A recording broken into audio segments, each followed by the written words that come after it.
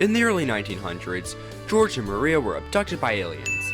2 years later, George mysteriously reappears. Maria, not so much. Fast forward 80 years, and a poltergeist starts terrorizing the house of 12-year-old Ninten. Naturally, he handles it himself like a seasoned ghost hunter, and gets a melody from a doll as a reward. Then, out of the blue, Ninten's dad, who's been radio silent for years, calls him up just to casually mention that his great-grandfather, George, was a PSI researcher. Also, there are some strange happenings going on, so naturally, he sends his 12-year-old son out to go and deal with it alone. After adding another melody to his collection, Ninten's off to rescue a girl named Pippi, who somehow ended up in a coffin. Don't ask questions. Just accept it. He takes her back to the mayor, who immediately steals all the credit. But wait, there's more, because the mayor then sends Ninten to the zoo to fight wild animals that could easily kill him in seconds. Ninten survives the zoo and gets another melody from a singing monkey.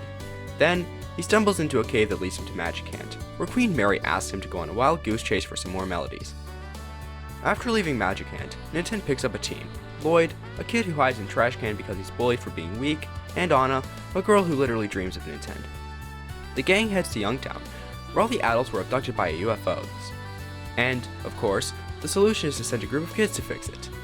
They eventually run into the Blah Blah gang, beat them up, and perform at a lifehouse, because that's just how these things go. Then they meet Teddy, the leader of the Blah Blah gang, who joins the group after a bit of a brawl and steals Lloyd's stuff. Because why not? The gang heads to Mountie Toy, where they take a break in a cabin, only to be interrupted by a giant killer robot. Naturally, they get wrecked. But don't worry, Lloyd shows up in a tank. Yes, an 11-year-old in a tank. That's totally legal, don't worry. And blows the robot to bits. Although he does hit his friends in the process. Oops. After a bit more wandering, they find a robot named Eve, who sacrifices herself for Ninten's safety and hands over a melody. Finally, they grab the last melody from a gravestone and head back to Magic Hand. Back in Magic Hand, they play the melodies for Queen Mary, and just like that, Magic Hand disappears. Now, Ninten and his crew face off against the big bad, Geek. After hearing all 8 melodies, Geek has a massive nostalgia trip, and decides to leave the Earth alone.